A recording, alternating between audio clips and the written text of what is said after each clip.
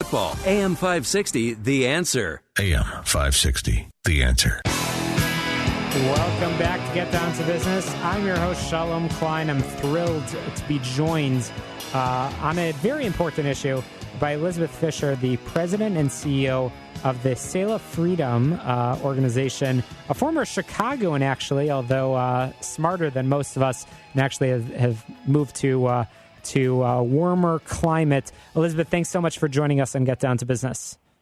Oh, thank you so much. Thanks for having me on. Absolutely. So you are on a mission to help rescue women that have been victims of sex trafficking. I know you're doing a lot of very important work. Tell us a little bit about the organization and why this is an issue that you're so passionate about. Yeah, well, you know what? I am from Chicago, born and raised, but the last 7 years I moved to sunny Florida. And literally, I moved there to chill out and relax, but this happened along the way. When we got here, some of my friends from Chicago wanted to do a women's event, and we simply just wanted to find sort of an underdog charity to lift up. And when I got to Florida, I asked, what are some charity areas that we could bring up that really need to have more exposure? And I was told, local children are being sold for sex. And that was back in 2010. And, you don't think of local children when you think of human trafficking. You think of Cambodia or somewhere.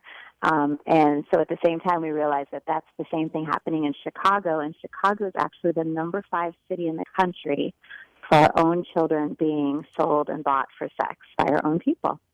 So that is the definition of human trafficking, actually, in a nutshell, if you boil it down. And the root underneath it is what really got me really strongly committed as well. Well, you're doing incredible work at raising awareness, and of course, we'll make sure that our listeners can find information about the organization online. But the issue itself, it's actually staggering when you think about it. You mentioned Chicago is 5th in the nation for sex trafficking. We have a lot of distinctions. This is one that we should not be proud of. But let's talk about the issue itself. Is this an issue that it's typically teenagers? Is it adults? Who are the women that are most impacted by this horrible issue of sex trafficking? Yeah, well, it is such a prevalent and epidemic issue, and it's hidden like right in plain sight. And so the storyline of almost every girl, every woman starts with childhood sexual abuse. So today, the stats are that 1 out of 3 little girls is sexually abused. Sometime before their 18th birthday, there'll be some sort of sexual abuse or sexual exploitation. But those little girls that have it severely, usually it starts 2, 3, 4 years old, and it's by someone that's supposed to be protecting them in their very, very intimate home life or a domestic relationship. Yeah, a typically domestic relationship, or mom's boyfriend, or a family friend, or a teacher, or even a pastor. Just someone that's supposed to be protective. It's always someone they know, and they're told to keep a secret. And when that happens to a little girl at a young age, everything gets flipped around. She doesn't know how to hold things, and so keeping a secret like that.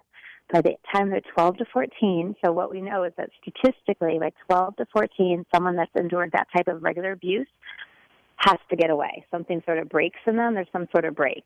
And for those that choose to run away, what we know is that within 48 hours, 80% of runaways leaving an environment like that will be approached by a predator knowing that they're leaving an environment like that. And they just have to say a few key words to lure these kids into the sex trade.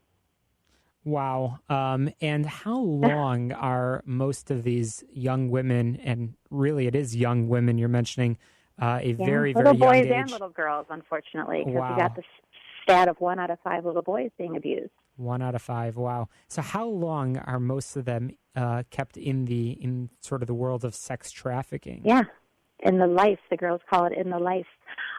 They are typically coerced, and the guy will sort of give them sort of a grooming period where they're like, oh, my gosh, he's going to take care of me. Because all he has to say is, are you hungry? I bet you need a place to stay. I bet your parents don't know how to take care of you. I'll take care of you. And then what happens is he might even get them started on a drug to get them a little bit more dependent on him. And the stats tell us, and this is what I see again and again, we've worked with over 1,100 survivors this year alone. They are sold 15 to 40 times a day for typically up to 7 years. Wow. And how are communities, how are cities, How's the local government responding to it? And then, of course, I want to talk to you about the work that you are doing in raising funds and raising, of course, awareness about this effort. But tell us, we're fifth in the nation here in Chicago. What is being done to combat this and to fight against it? Well, you know what? I think that over the last few years, awareness has grown. Chicago has some of the greatest organizations, and you guys have everything going from awareness to education. There's prevention programs. There's outreach on the streets to try to reach these girls and kids, and there is law enforcement and CASE, for example. CASE in the city is a team of attorneys that have changed tons of laws over the last few years, and they protect these girls in court and make sure they don't get arrested for the wrong things. But the one missing piece of the puzzle is you guys have not had any housing for an 18-plus survivor. So a girl that's been sold starting at age 12, and typically they're very hard to find in the life for that good, typically 7 years. So it's the 18 through 26-year-olds that law enforcement's like, these are the girls that are circling our jails. You could bring solutions to our cities for this, and that's the one. We're just bringing in that niche piece. That is a huge part of the solution, and I think local agencies are doing an amazing job on the other pieces. So as soon as we are, our house is being opened in the next month, people are doing extreme home makeover on it right now, and we're going to start with our first, and then our second home will follow very shortly. So with every problem, you need to look at things two ways. You need to look at being reactive at ensuring that you're responding to the situation, helping the people that are most affected by the issue, in this case, sex trafficking. But also think about being proactive. Elizabeth, tell us a little bit about the proactive solutions that you believe are critical to be put in place in cities like Chicago, but really around the country to ensure that that the numbers go down, because as it is right now, as you said, you think about sex trafficking as something that might take place in Cambodia, not here in the United States. Correct, I know. And, the biggest piece of it is education.